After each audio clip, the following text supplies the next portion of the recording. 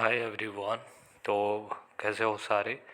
तो जैसे कि आपको मैंने पिछले वीडियोस में मैंने अपडेट दिया था कि संजय जेवियर्स कॉलेज कोलकाता ने अपने साइट को अपडेट कर रखा है 2024-2025 सेशन के लिए। और एडमिशन अभी स्टार्ट नहीं हुआ है, बस इन्होंने साइट को मेंटेन किया हुआ है। और जो भी अपडेट है 2024-25 सेशन के लिए वही अपडेटेशन का काम चल रहा है। ठीक है। तो अभी हम लोग एडमिशन शेड्यूल के बारे में बात करेंगे जो सेंट जेवियर्स कॉलेज कोलकाता ने रिलीज़ किया है अपने साइट पे। उसी के बारे में हम लोग जान लेंगे, क्योंकि पिछले वीडियोस में मैंने बताया था कि एक डिटेल वीडियो आपके लिए बना दूंगा ताकि आपका जो भी दिक्कत है एडमिशन शेड्यूल से रिलेटेड वो हम लोग दूर कर लेंगे। अगर पिछले वीडियोस में नहीं देखा है तो जस्ट इसके पहले वाला वीडियोस है वो आप देख सकते हो। ठीक है। तो आपको पहले भी बता दिया जाए कि इन्होंने पहले ही जनरल इन्फॉर्मेशन में लिख रखा है, आप ऊपर भी देख सकते हो, all date are tentative and subject to change. तो ये टेंटेटिव है और चेंज भी हो सकता है। ठीक है। तो यूनिवर्सिटी ने ऑलरेडी कॉलेज ने ऑलरेडी बोल रखा है कि ये चेंज हो सकता है और कोई भी चेंजेस होगा तो कॉलेज अपने वेबसाइट पे पब्लिश कर देगी। तो यहीं पे सारा अपडेट हो जाएगा। ठीक है। अगर ये साइट पे आना है आपको तो डायरेक्ट आप लिंक पे आइए, डिस्क्रिप्शन में लिंक दे रहा हूँ, वहाँ से आप आ सकते हो। ठीक है। तो ये इन्फॉर्मेशन इन्होंने ऑलरेडी दे रखा है, यानी कुछ कुछ चेंजेस होते रहते हैं बीच में, तो वो लोग कर देंगे। ठीक है। अब बात किया जाए कि कौन कौन सा कोर्सेज इस बार आपका एडमिशन होने वाला है। यूजी का मैं बात कर रहा हूँ, पीजी वालों का अभी तक कोई अपडेट नहीं है, उनका साइट अभी तक नहीं खुल रहा है, एरर बता रहा है। ठीक है। सिर्फ यूजी वालों का अपडेट है। पीजी वाले का कोई भी अपडेट आएगा डेफिनेटली बताया जाएगा, अभी आप वेट करो। ठीक है। तो क्लास 12th के बाद कौन कौन सा कोर्सेज आप अप्लाई कर सकते हो, अभी एलिजिबिलिटी क्राइटेरिया भी अभी नहीं आया है, वो भी जब आएगा बताया जाएगा। ठीक है। जैसे जैसे अपडेट आता है वो बताया जाएगा, इसलिए मैं आपको सारा चीज़ें लेके क्लियरिटी लेके चल रहा हूँ। ठीक है। तो मेन कैंपस में आपका देख सकते हो बीए का BA English, political science, sociology, Bengali, BA with English, political science and sociology. तो कह सकते हो ये बीए प्रोग्राम का है। तो इसमें से दो चूज करना रहता है बीए प्रोग्राम में, वो आप अपने हिसाब से देख सकते हो। बीए बंगाली भी आपको यहाँ पे ऑफ़र किया जाता है। उसके बाद बीएससी के कोर्सेज आपको बता दें, बीएससी का भी कोर्सेज यहाँ पे ऑफ़र किया जाता है। और बीए का जितना है ये कोएड है। ठीक है। बॉयज़ गर्ल दोनों साथ का है। ठीक है। कुछ कुछ शिफ्ट जो रहता है वो बॉयज़ का अलग रहता है, गर्ल्स का अलग रहता है, पर बीए का पूरा कोएड है।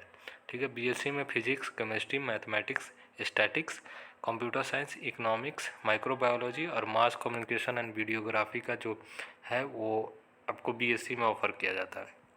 अब उसके बाद बीकॉम के बारे में बात किया जाए, क्योंकि इसमें जनता बहुत ज़्यादा है, तो बीकॉम में दो शिफ्ट में चलता है। ठीक है। एक मॉर्निंग शिफ्ट जो रहता है वो बॉयज़ के लिए रहता है, और इवनिंग शिफ्ट जो रहता है वो कोएड रहता है। तो इवनिंग शिफ्ट के लिए काफ़ी ज़्यादा इसमें डिमांड रहता है as compare to morning shift, पर मॉर्निंग शिफ्ट भी अच्छा खासा इसमें अप्लाई जाता है। ठीक है। उसके बाद हम लोग बात किया करते हैं कि बीएमएस कोर्सेज़ के बारे में। तो बीएमएस कोर्सेज़ यहाँ पे इवनिंग में ऑफ़र किया जाता है। ठीक है।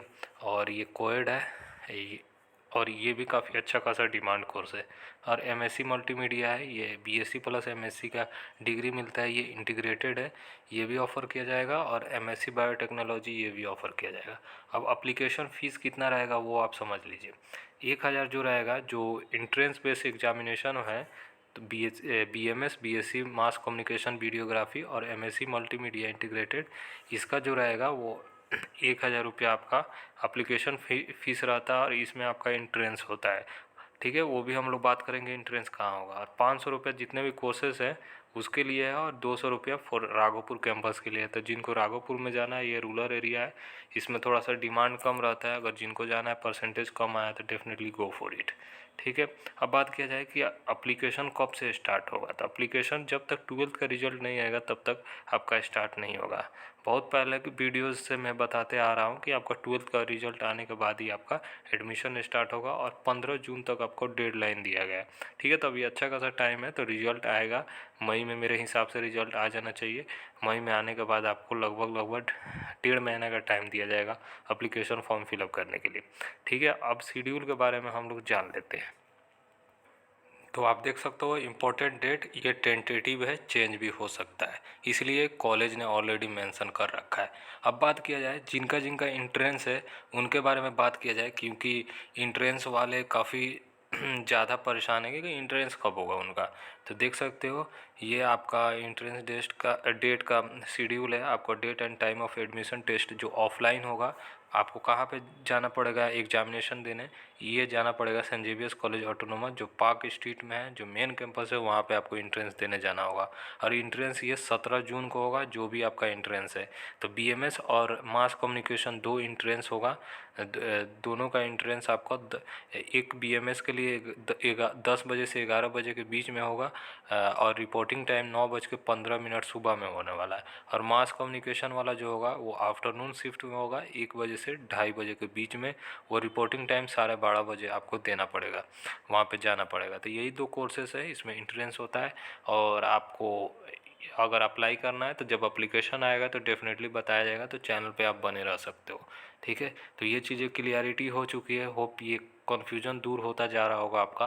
ठीक है, उसके बाद हम लोग बात करते हैं कि अब मेरिट बेस जिनका जिनका एडमिशन होने वाला है उनके बारे में बात करते हैं। आप फॉर्म पर फिलअप कर दोगे जिनका जिनका बाकी जो कोर्सेज़ का है, तो उनका डायरेक्ट मेरिट लिस्ट आएगा। ठीक है, तो मेरिट लिस्ट कब आएगा? पहला मेरिट लिस्ट वो 26 जून को आने वाला है 5 बजे शाम में।